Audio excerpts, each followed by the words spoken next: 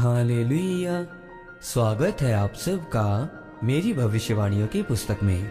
तो आइए हम आज के पवित्र वचन को पढ़ेंगे जो कि परमेश्वर के दास प्रेरित अंकुर यूसुफ नरूला जी के द्वारा लिखा गया है।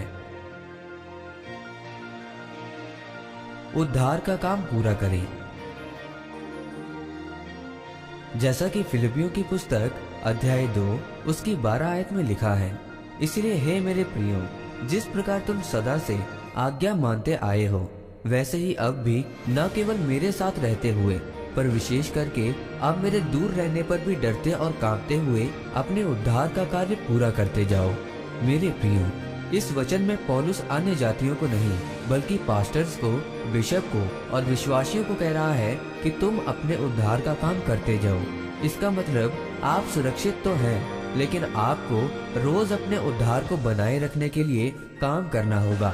आज आपके पास सबसे बड़ी गवाही हो सकती है, आपकी कैंसर की चिंगाई की, आपकी हजारों और लाखों लोगों की चर्च की या एक अच्छे आराधक की। लेकिन हो सकता है कि आप न्याय के दिन नरक में हो, क्योंकि परमेश्वर ने कहा कि मुझे पता है कि आखिर में तुम नरक में होंगे या स्वर्ग में। परमेश्वर ने कहा, मैं शुरुआत से अंत तक सब जानता हूँ। वचन में लिखा है कि तुम इससे आनंदित मत हो कि दुष्ट आत्माएं तुम्हारे वश में हैं, बल्कि तुम इससे आनंदित हो कि तुम्हारे नाम स्वर्ग में लिखे हैं।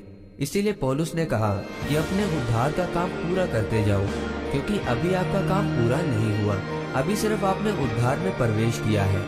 आपको अपने उद्धार में अंत तक बने रहना है। क्या आप जानते हैं कि अब्राहम ने क्यों अपने जीवन में चमत्कार को देखा? उसने अपनी 90 साल की बूढ़ी पत्नी को बेटा होते हुए देखा, क्योंकि वो परमेश्वर की उपस्थिति में बना रहा और अपने उद्धार के कामों को पूरा करता रहा।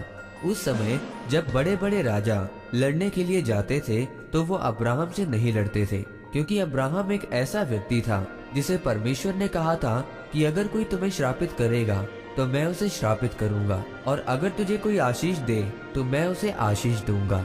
इब्रानियों अध्याय 11 उसकी 10 आयत में लिखा है, क्योंकि वो स्थिर नींव वाले नगर की बाट जोड़ता था जिसका रचने वाला और बनाने वाला परमेश्वर है, और वो नगर स्वर्गीय यरूशलेम था। कोई भी संतान न होने के बावजूद भी अब्राहम का ध्यान स्वर्ग की ओर था। यानी अगर एक विश्वासी अपने उद्धार को प्रथम स्थान पर रख देगा तो वो इस दुनिया की परेशानियों की परवाह नहीं करेगा। मेरे प्रियो, आज दो तरह के व्यक्ति हैं और वो दोनों चंगाई लेना चाहते हैं, और एक के लिए चंगाई इतनी जरूरी है कि वो किसी तांत्रिक के पास भी जा सकता है, और दूसरा व्यक्ति कहता है कि चाहे कुछ भी हो जाए मैं परमेश्वर पर ही विश्वास करूंगा। तो बाइबल कहती है कि वो उद्धार का हर्ष प्राप्त करेगा। इसीलिए मेरे प्रियो, आज आप पर निर्भर करता है कि आप संसार की चीजों में रहना चाहते हैं या अब्राहम की तरह स्वर्गीय यरूशलेम की बाट जोड़ना चाहते हैं। यानी अगर आप सिर्फ परमेश्वर पर विश्वास करते हैं तो आप आशीषित होंगे। आमीन। आइए इस प्रार्थना को आप मेरे साथ एक मन होकर करें। सर्वशक्तिमान परमेश्वर, इस वचन के लिए मैं आपका धन्यवाद करता हूँ। परमेश्वर, मैं ये प्रार्थना करता हूँ कि मैं आत्मा में बना रहूं और उद्धार का हर्ष प्राप्त करूं, प्रभु यीशु मसीह के नाम में, आमीन। परमेश्वर आप सबको आज के वचन के ऊपर मनन करने के द्वारा आशीषित करें, आमीन।